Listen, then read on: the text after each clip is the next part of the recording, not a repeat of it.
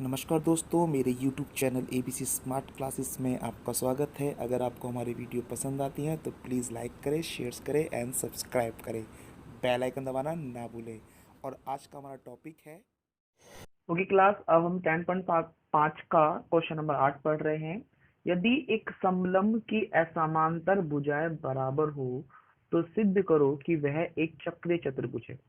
तो मैं आपको दो क्लियर करता हूँ कि एक समलंब चतुर्भुज किसे कहते हैं। समलंब चतुर्भुज उसे कहते हैं जिसकी आमने सामने की भुजा समांतर हो, दो भुजा समांतर हो और दो भुजा असमांतर हो। ठीक है। और चक्रीय चतुर्भुज उसे कहते हैं जिस चतुर्भुज के आमने सामने के कोण का योग 180 हो। तो हमें इस वृत्त के अंदर ए बी सी डी एक समलंब चतुर्भुज दे रखा है जिसमें असमांतर भुजाएं। अब देखो, ये दोनों भुजा समांतर है, ये दोनों भुजा असमांतर है। ये वाली जो भुजा है ये बराबर है और मुझे प्रूफ करना है कि इनके कोणों के आमने सामने के कोणों का योग 180 हो, तब जाके प्रूफ होगा कि ये चक्रीय चतुर्भुज है। ठीक है। अब इसे सिद्ध करना है तो जाहिर सी बात है, ये एक तरह के थ्योरम की तरह यूज की जाएगी। तो हम सबसे पहले लिखेंगे दिया है कि ए बी सी डी एक समलंब चतुर्भुज है। ठीक है, बहुत शॉर्ट लिख दिया। और ए बी समांतर है डी सी के, ये भी मुझे गिवन है। और साथ में गिवन है कि ए डी बराबर है बी सी के, मतलब ये दोनों भुजा बराबर है और ये दोनों भुजा समांतर है। ठीक है। और सिद्ध करना है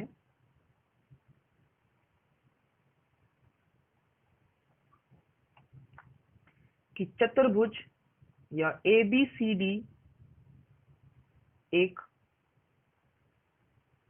चक्रीय चतुर्भुज है। ठीक है, ये मुझे सिद्ध करना है। तो अब शुरू करते हैं इसको प्रमाण। उत्पत्ति उत्पत्ति को मैं धीरे धीरे समझाऊंगा, स्टेप टू स्टेप, तो आपको थोड़ा ज्यादा समझ में आएगा। यहाँ पर सबसे पहले मैं दो ट्राइंगल ले लेता हूँ, एक ए सी डी, ठीक है, और एक ले लेता हूं मैं बी डी सी। अब देखो, मैंने क्या करा कि इस वाले को मैंने एक चाप मान ली और इस चाप से एक ट्रायंगल ये वाला ले रहा हूं और एक ट्रायंगल ये वाला ले रहा हूं। ठीक है।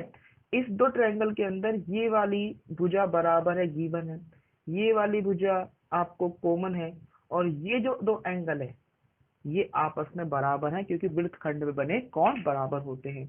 अब इसी को शुरू करना है हमें। तो ट्रायंगल ACD और ट्रायंगल BCD में BCD में AD बराबर है BC के। क्यों? दिया है। ठीक है ना, ये गिवन था। और DC बराबर है DC के। क्यों? कॉमन या उभयनिष्ठ। और एंगल A बराबर है एंगल B के, वृत्तखंड पे बने कोण।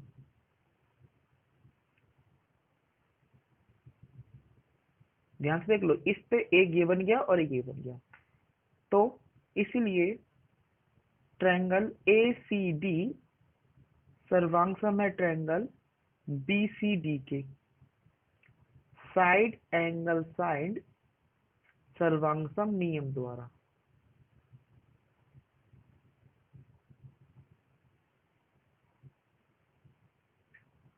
ठीक है। अगर ये दोनों ट्रायंगल जो है अगर सर्वांग है तो मुझे इसमें अन्य दो एंगल भी बराबर नजर आएंगे। देखो, मैं रफली वर्क कर रहा हूं आपको समझाने के लिए।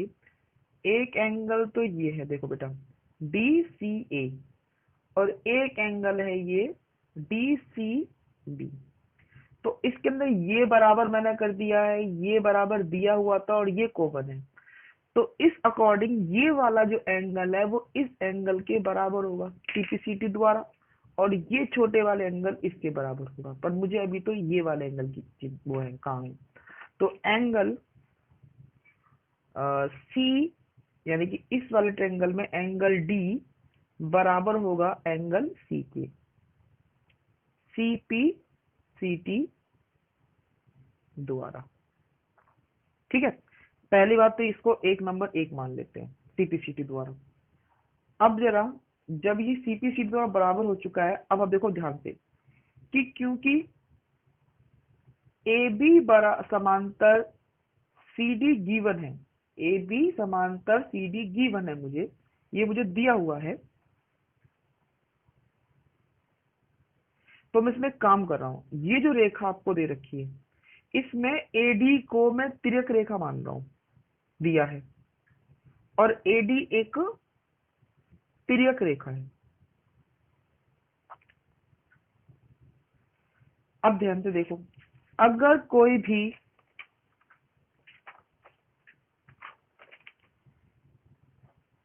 मतलब समांतर रेखा में एक तिर्यक रेखा जाती है, तो उसके एक तरफ के कोणों का योग 180 होता है। क्यों? आसन कोण, वन साइड एंगल।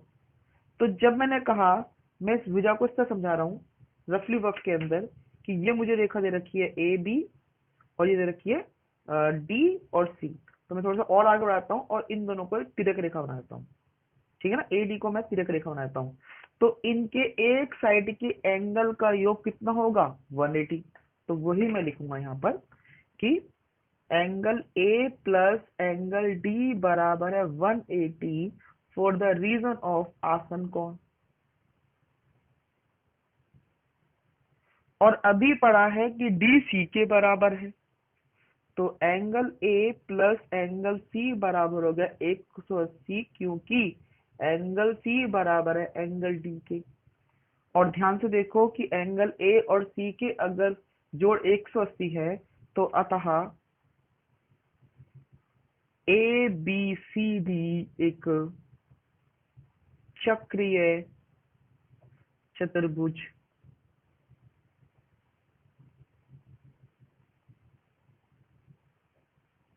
है। Proved, HP. ठीक है, 10.5 का क्वेश्चन नंबर 9 पढ़ते हैं।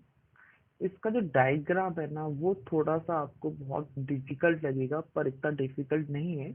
मैं इसके थोड़े छोटे पार्ट करके आपको समझा दूंगा, तो आपको ये चित्र समझ में आ जाएगा। यहाँ लिखा है दो वृत्त दो बिंदुओं बी और सी पे प्रतिच्छेद करते हैं। ये दो वृत्त हैं जो बी और सी पे प्रतिच्छेद कर रहे हैं। बी से जाने वाले रेखाखंड ए बी डी, बी से जाने वाला वो रेखाखंड ए बी डी और P Q B, P Q B, ये पी बी क्यू वृत्तों को ए डी और पी क्यू पर क्रमश प्रतिच्छेद करते हैं। मतलब एक रेखा तो बेटा ये जा रही है और एक रेखा ये जा रही है, जो ए डी और पी क्यू पर काटती है। खींचे गए सिद्ध करो कि एंगल ए सी पी और एंगल क्यू सी डी, ए सी पी यानी कि ये वाला एंगल बराबर है क्यू सी डी के, क्यू सी डी यानी कि ये वाला एंगल, इसे प्रूफ करना है कि ये आपस में बराबर है या नहीं है। आपको ये फिगर बहुत डिफिकल्ट लग रहा होगा, बट ये इतना डिफिकल्ट नहीं है, पर हाँ है, थोड़ा बहुत तो है। तो हम पहले इसमें ये चीज लिख लेते हैं, क्या क्या चीज गिवन है और क्या क्या चीज आपको प्रूफ करना है। ठीक है ना, तो गिवन तो यही रेखा दे रखी, कुछ तो है नहीं, तो सीधे ही कर लेते हैं सिद्ध क्या करना है। मुझे यहाँ सिद्ध करना है,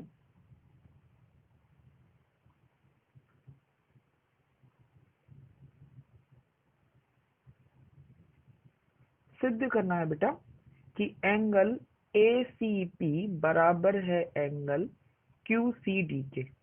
ठीक है, ये मुझे सिद्ध करना है। अब थोड़ा सॉल्यूशन कर लेते हैं।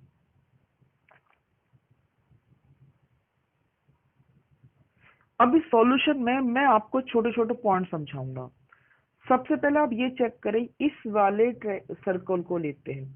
इस वाले सर्कल में दो बिंदु हैं, एक है पी और एक है ए। इन दोनों से दो एंगल बन रहे हैं, ध्यान से देखो। इससे मतलब सिर्फ ये वाला ट्रायंगल देखो आप, देखो ये वाला सर्कल देखो आप, देखिए सर्कल, इसमें एक बी है और एक सी है। इसका मतलब ये वाला एंगल इस वाले एंगल के बराबर है। समझा? और इस वाले ट्रायंगल वो सर्कल को लेते हैं। जब मैं इस वाले सर्कल को लेता हूं तो यहाँ पे दो चाप आपको दिख रही है, वो है डी और क्यू। और सॉरी, मैं यहाँ से आपको प्राप्त कर रहा हूँ, तो यहाँ पे भी आपके दो वृत्तखंड पे एंगल बन रहे हैं, एक सी ये वाला और एक बी। तो ये भी आपस में क्या होंगे, बराबर होंगे। दिख रहा है आपको? और ये वाला जो एंगल आपको दिख रहा है, रफली दिखा रहा हूँ, ये वाला एंगल, ये हो गया आपको एंगल बराबर है, क्यों? शीर्षाभिमुख कोण के कारण।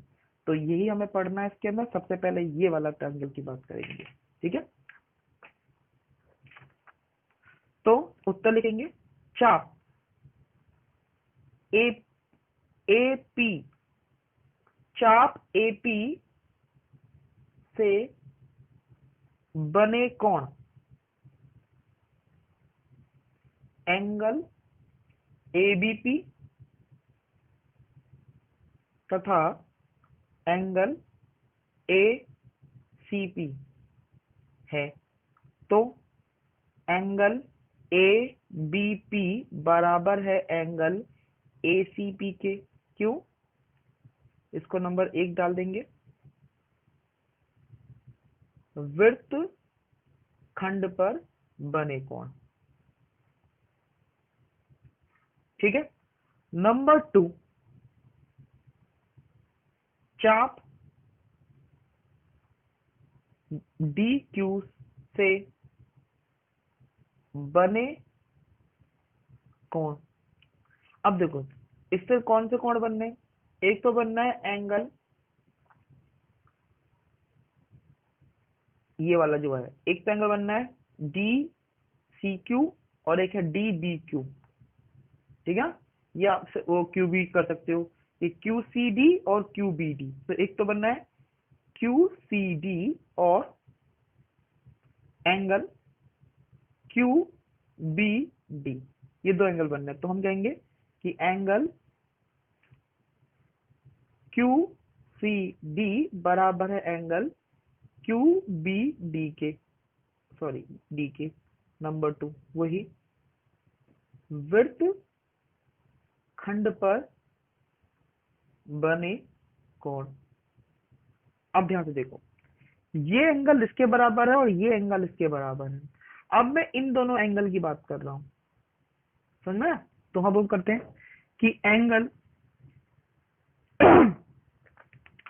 ए बी पी बराबर है एंगल क्यू बी डी के। क्यों? शीर्षाभिमुख कोण।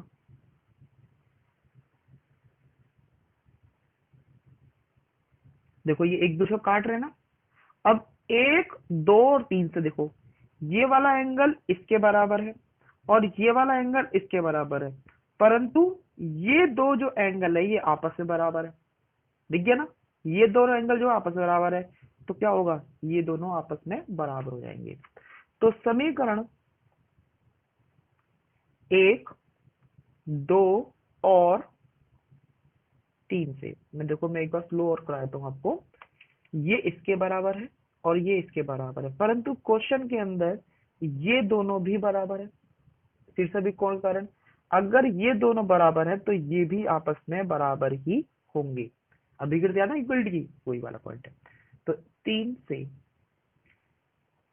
एंगल ए सी पी बराबर है एंगल क्यू सी पी के, ठीक है। Hence proof. 10.5 का लास्ट क्वेश्चन देख रहे हैं, क्वेश्चन नंबर 10। इसमें लिखा है, यदि किसी त्रिभुज की दो भुजाओं को व्यास मानकर वृत्त खींचे जाएं, तो सिद्ध करो कि इन वृत्तों को प्रतिच्छेद बिंदु तीसरी भुजा पर स्थित हो। देखो ये त्रिभुज है ए बी सी, ठीक है।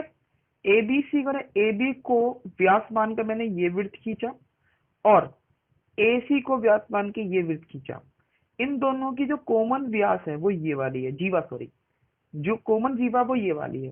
तो ये प्रूफ करना है कि ये जो जीवा है वो बीसी पे स्थित है या नहीं है। ये मुझे प्रूफ करना है कि ये जो जीवा है वो इस तीसरी भुजा पे स्थित है या नहीं है। आप जब बनाओगे ना तो आपको भी समझ में आ जाएगा। आप एक ट्रायंगल बनाना, ट्रायंगल कोई सा भी किसी भी प्रकार का, चाहे वो समबाहु हो, समद्विबाहु हो, विषमबाहु, बट एवर से दैट, और दो भुजा को लेके आपको सर्कल बनाना है, ठीक है, इसको व्यास मान के। और जब आप उसको जो इंटरसेक्ट कर रहा है ना, मतलब प्रतिच्छेद कर रहा है, उसको मिलाओगे तो तीसरी रेखा पर ही अंकित होता है, ठीक है। अब इसको शुरू करते हैं, ये भी मुझे एक तरह से प्रूफ करना है। तो सबसे पहले क्या लिखेंगे हम, दिया है, दिया है एक त्रिभुज ए बी सी, ये मुझे गिवन है ए बी सी, ठीक है, जिसमें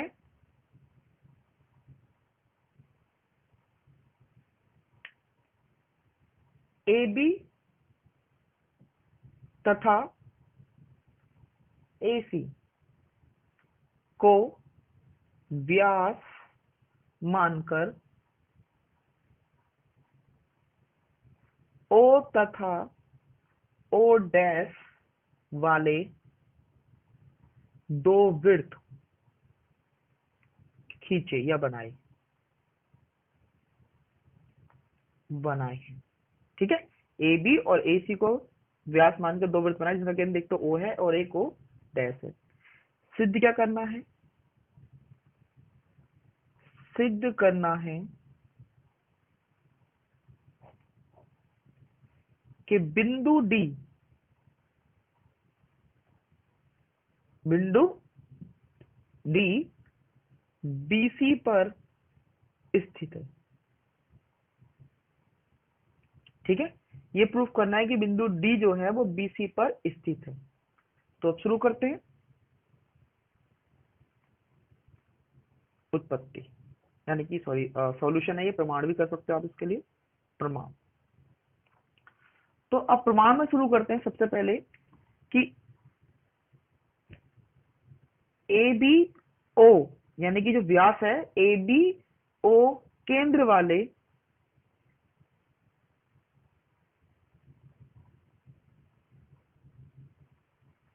वृत्त में या वृत्त का व्यास है, ए बी ओ केंद्र वाले वृत्त का व्यास है। तो एंगल ए डी बी बराबर होगा 90 का। देखो अगर ये व्यास है तो ये अर्धवृत्त बने कौन हो गया, तो ये 90 का हो गया। तो हम लिखेंगे नंबर 1, अर्ध वृत्त पर बना कौन। उसी प्रकार बेटा ध्यान से अब इस वाली बात करेंगे कि ए सी ओ डैश केंद्र वाले वृत्त का व्यास है। तो अगर ये AC व्यास है इस O डैश वाले वृत्त का, तो एंगल ADC बराबर होगा 90 का। नंबर 2, रीजन वही, अर्ध वृत्त पर बना कौन, ठीक है। अब ये भी 90 का है, ये भी 90 का है। अब मैंने क्या करा, 1 और 2 को जोड़ दिया, एक सॉरी समीकरण 1 तथा 2 को जोड़ने पर, जब मैं इन दोनों को जोड़ूंगा तो क्या होगा कि angle ADB plus angle ADC बराबर है 90 प्लस 90। और इन दोनों को जोड़ने पर, जब मैं कोण को जोड़ूंगा, इन दोनों को जोड़ने पर ये जो कोण को जोड़ूंगा तो ये बन जाएगा ADB प्लस एंगल ADC बराबर है 180। इसका मतलब रेखिक व्युम।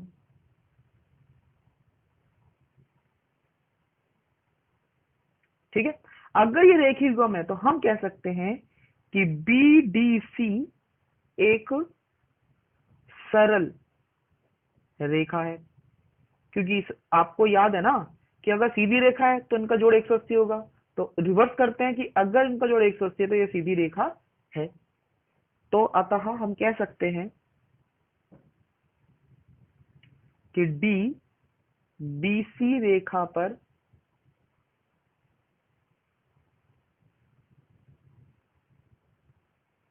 स्थित है। ठीक है, एच hence proof. Thanks for watching this video. If you like that, please like, share and